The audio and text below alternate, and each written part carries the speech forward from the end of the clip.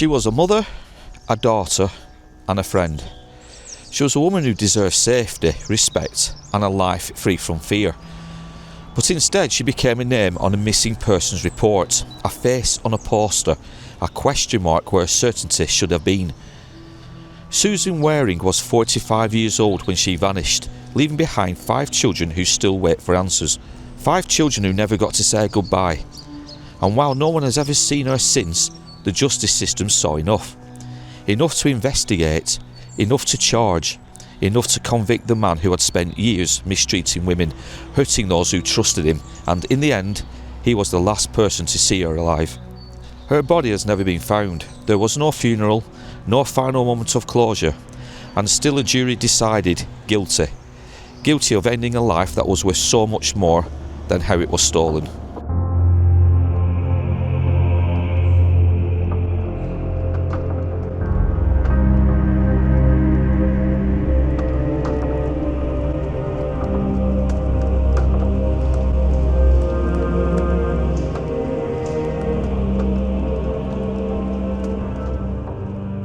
The reason why you're here, you've been obviously arrested on suspicion of Susan's murder, so without further ado really, the main question is, are you responsible for the murder of Susan Waring? I'm not. Now in today's video we are going to be challenging the justice system and everything that we believed was right. A man, a 48-year-old man, was found guilty for the murder of Susan Waring, but yet no body has ever been discovered. So how can the Crown Prosecution Service possibly find somebody guilty for a crime without a body? This today is the story of Susan Waring.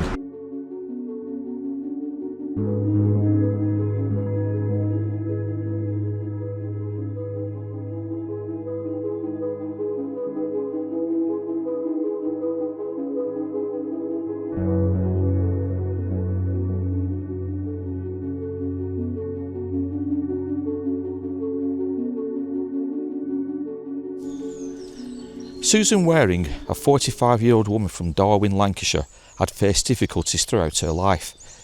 From an early age, she was diagnosed with learning disabilities, which led her to being placed in a special school. She was also partially sighted and had mobility issues that made everyday tasks more challenging. Despite her struggles, she was deeply loved by her siblings, Peter, Karen and Linda. Now they would describe her as being a little bit mischievous, but kind-hearted, who always longed for love and affection.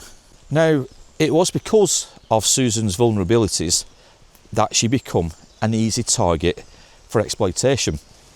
And it was in her early 20s when she became addicted to drugs. She also lived in Scotland at this point, where she would take on a house, and again the exploitation would kick in. Because it didn't take too long before local gangs, local youths used to frequent Susan's house, where they would simply just use her and use the house as their base to deal and take drugs.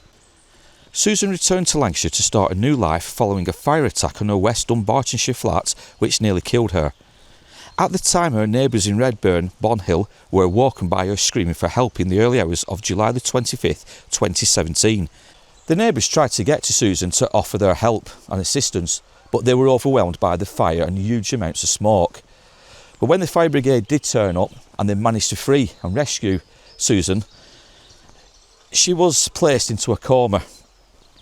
And I kind of think that it was this experience which frightened her so much that upon her release from the hospital where she was taken to, she didn't want to be involved with that life anymore.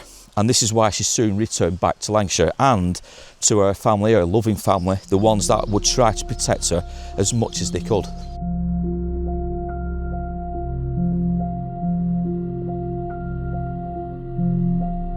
Hello, Lancashire Police. Hello, I'd like to report a missing person. And who's missing, please?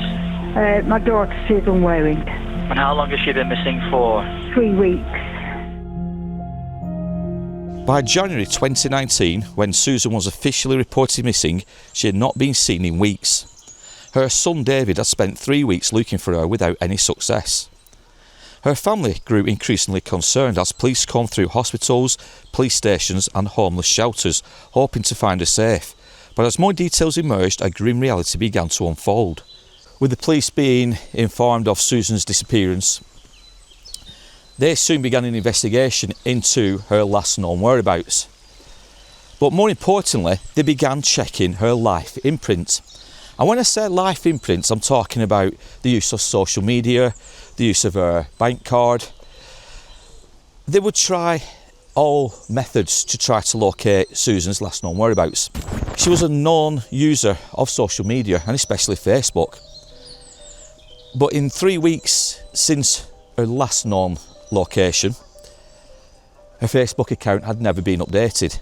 She never interacted with anybody, she never updated the status. When the police checked her bank account, her card had never been used in 3 weeks.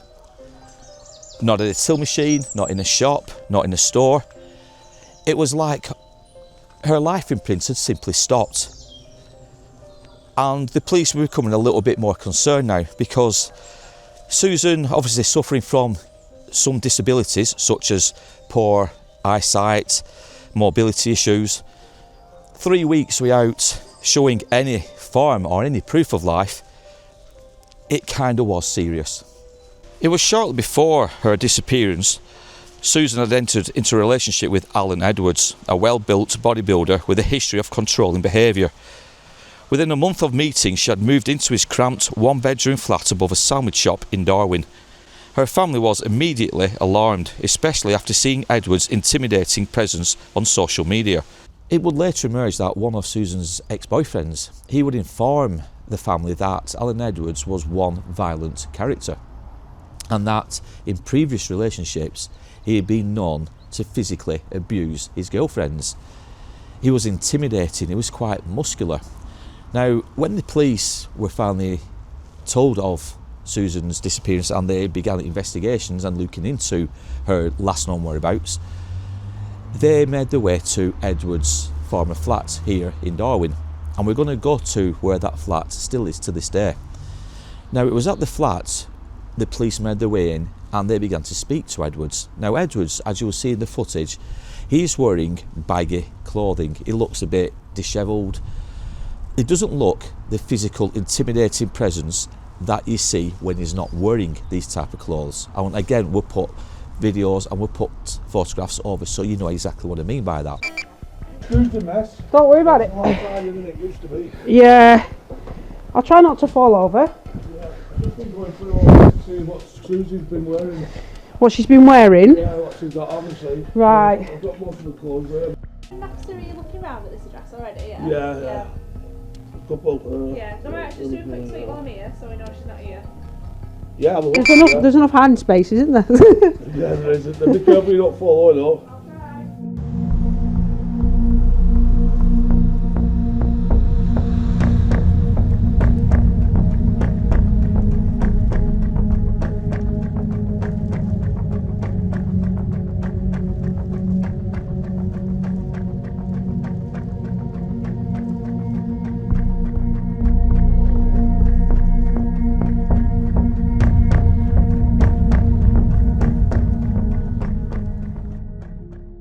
As police launched their inquiries, a disturbing picture of Susan's final days emerged. Susan had been subjected to several assaults by Edwards during their 2-month relationship and was seen being punched to the face by him on 15th of January 2019.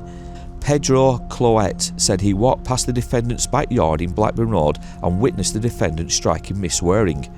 Mr Cloet told the Preston Crown Court he walked over after he heard screaming in the alleyway and a man shouting, "I'll f*** you."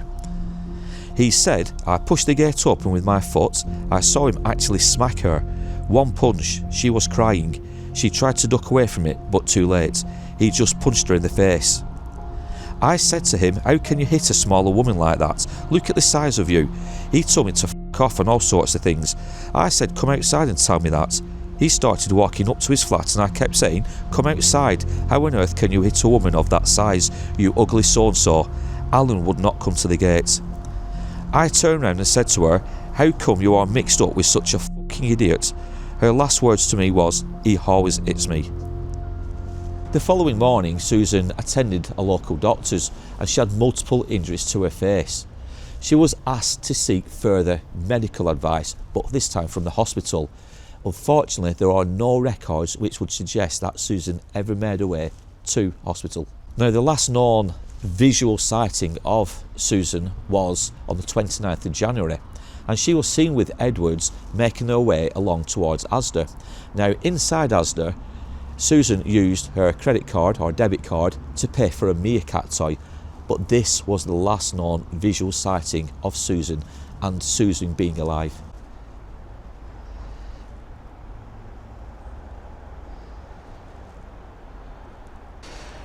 Now, in today's video we are going to take you to the last known place where Susan Waring lived prior to her disappearance. And we're going to use some original newspaper photographs as well as some interviews which are easily found on YouTube to tell today's story. But Susan Waring, as we touched upon at the very start, she was 45 years old when she went missing, and she was a mother of 5. She was living for the past 18 months with a 48-year-old man by the name of Alan Edwards, and he was somewhat of a character. Now, together they lived above a takeaway or a sandwich shop here in Darwen and just off Blackburn Road. Now, that takeaway is coming into view now, and from roughly round about here we do have the first of many photographs taken by the newspapers at the time, one of them being just here, and where that postman has just gone is where there's a big police crime scene tent, and the flat in which Alan Edwards and Susan were living in is just coming up here on our left. And we know this because of the colour of the drain pipes, which they're like a pinky red, and it's just that one just there. Now, I am whispering because there is a lot of people doing some work in and around where we are right now, so we have to be a little bit discreet. But this is the former place where Suzanne was last living before her disappearance, like I said. Now, the police at the time, when they were alerted by her disappearance, came down here and they cordoned all this stretch off. They were checking bins just in front of us, but there was still no sign, there was still no physical evidence that something untoward had happened to Susan at this point. It was a missing persons case at the time. But yeah, this is the location where all those investigations took place, but it was most certainly in the flat just behind me here where Susan Waring was last seen.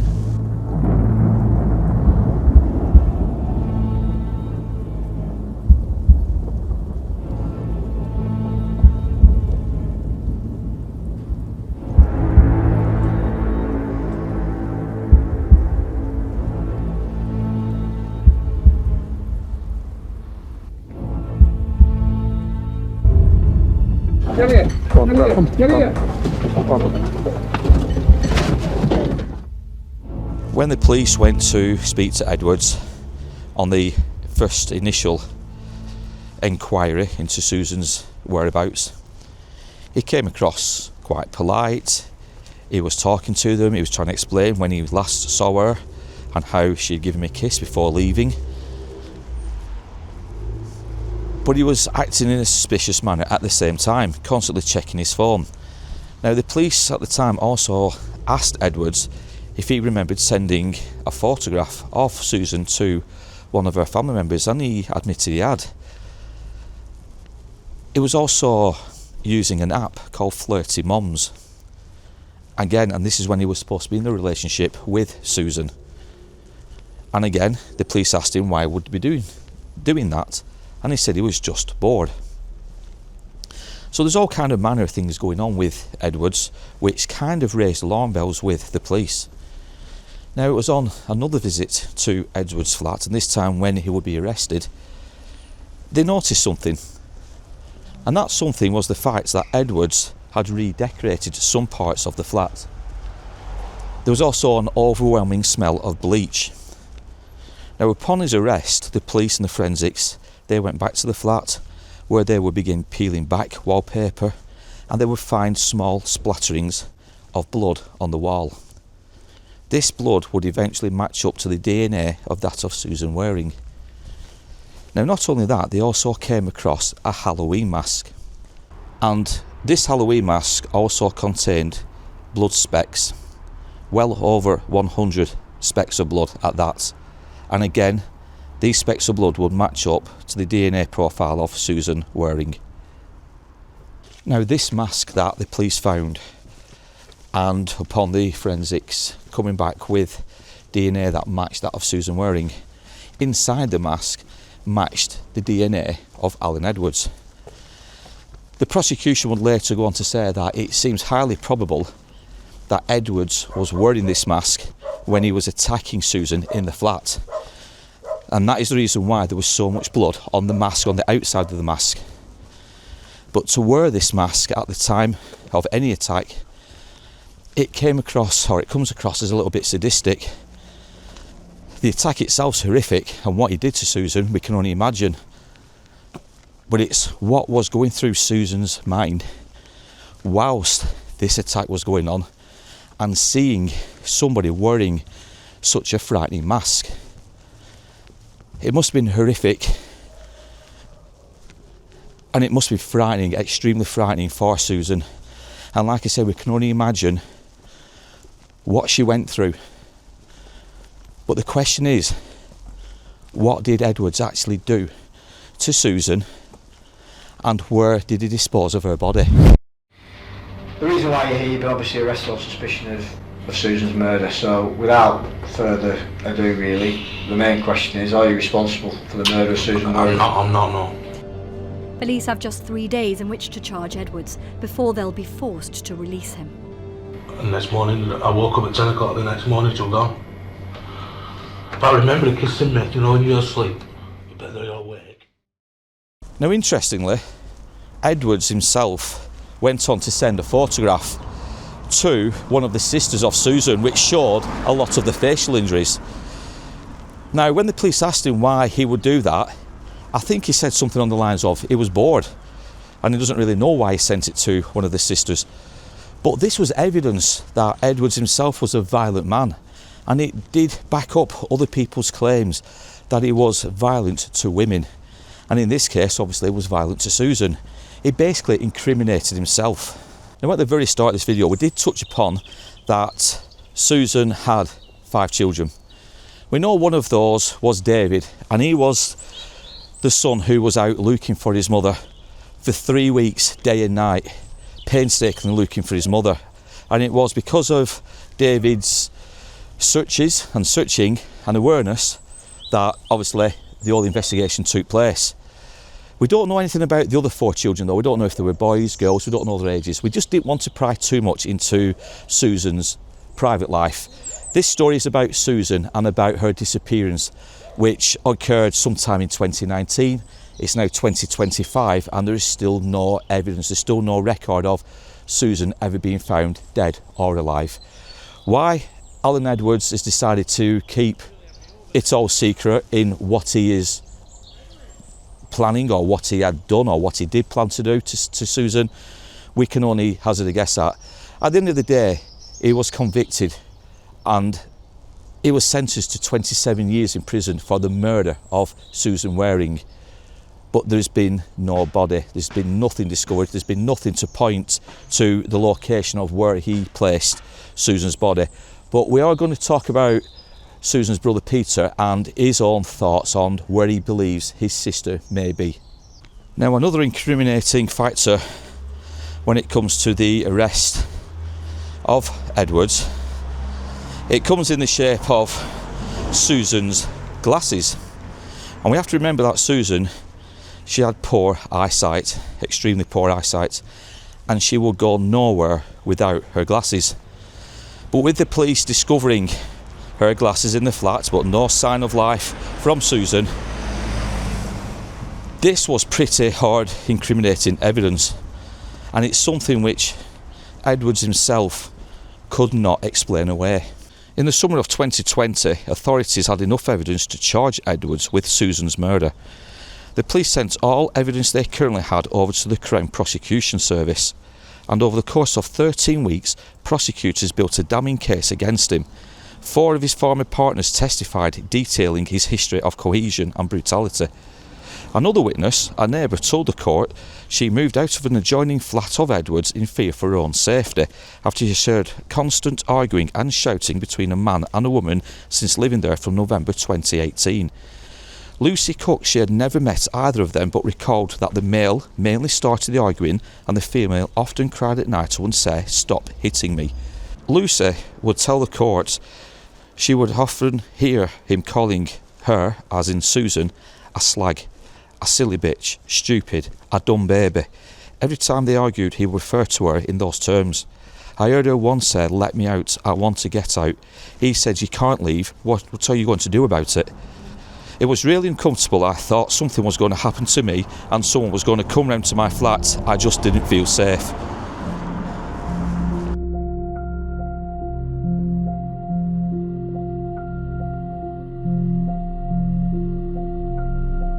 At the Preston Crown Court on the 7th of April 2021, Alan Edwards was sentenced to serve 27 years for the murder of Susan WARING. He still denied any involvement in her disappearance, in her murder, but to this day family believe that he most certainly took the life of Susan. Peter himself keeps asking Edwards to come forward and put this whole case to bed. Let the family have closure, let them grieve, let them have a proper burial for their daughter, their sister, their mother. But to this day, Edwards remains silent, tight-lipped. Peter himself said if Edwards wants to get out of prison after the 27 years, it's best to come forward now and, like I said, give this closure. If he doesn't give it closure, there's a good chance Edwards himself may spend all of his life in prison. That we won't know for many years yet, but he is certainly keeping tight-lipped to this very day. Today, her brother made a final plea to her killer. If he's got anything about him, he will tell us where she is. Then we can go and grieve. How hopeful are you? You may get some answers.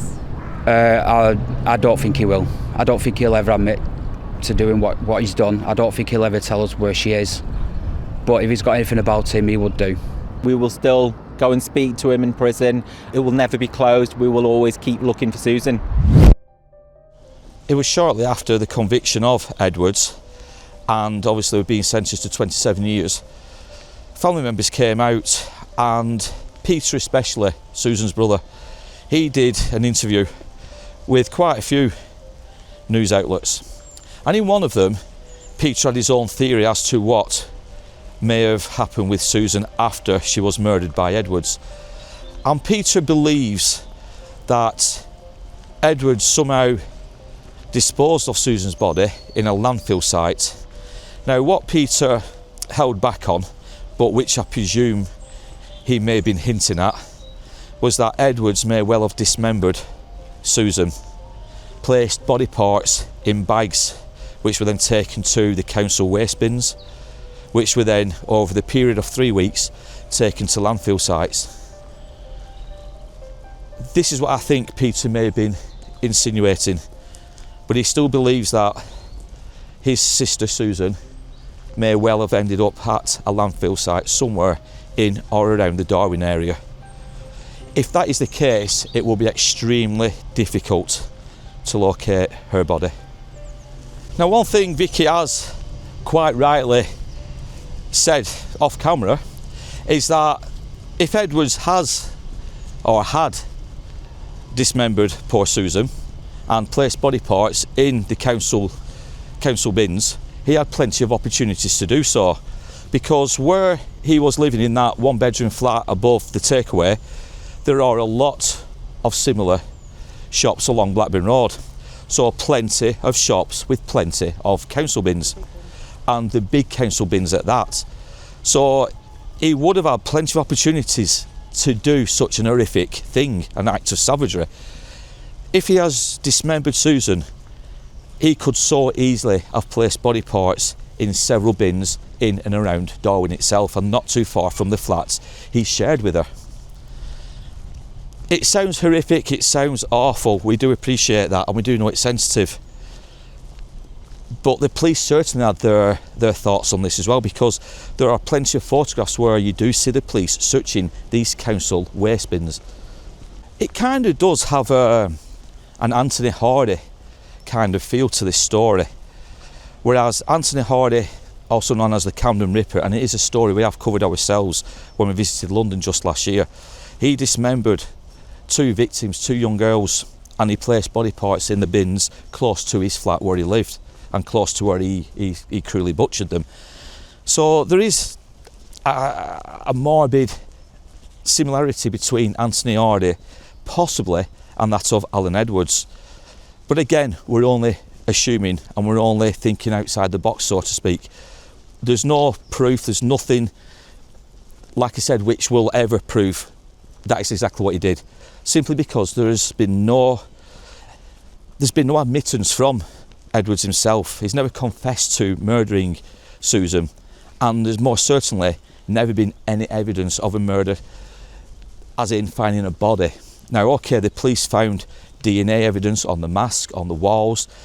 Edwards himself tried to clean his flat after the first visit by the police to get rid of any kind of evidence. There was a lot of bleach used because they said at the time they could smell bleach. It was more prominent on the second visit. So obviously, with his background as well, his record of beating up previous girlfriends or ex-girlfriends, the police had enough to charge Edwards with murder. But again, this type of story, it's quite uncommon, it's quite rare that somebody can be charged with murder without an absolute guarantee, as in a body being found or evidence of a murder being caught on camera.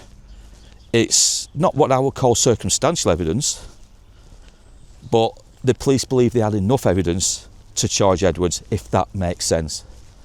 Now, interestingly, if not bizarrely, upon Edwards' arrest, it was heard by police officers that he turned round and said, well, there's no body, there's no proof, or there's no body, there's no crime. Such an extraordinary thing to say upon somebody's arrest.